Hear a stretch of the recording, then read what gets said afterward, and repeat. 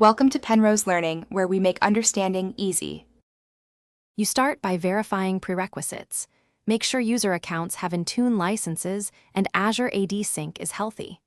Next, register your Google Enterprise and enable Android management in Microsoft Endpoint Manager so devices can authenticate. Create an enrollment profile and choose work or fully managed settings depending on your policy.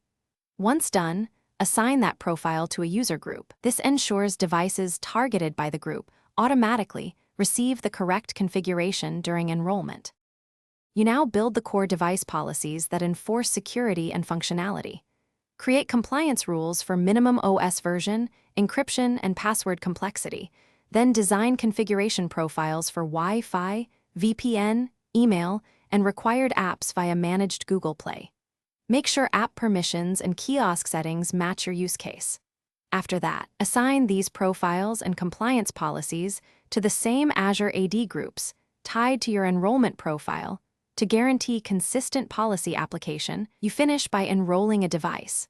Factory reset if needed, then follow QR, token, or corporate account flow to register with Intune. Once the device connects, check Endpoint Manager for successful check-in and confirm compliance and configuration profile deployment. If policies didn't apply, review Intune diagnostic logs on the device and the Google EMM console for authentication or application errors. Make sure time, network, and certificate chains are correct.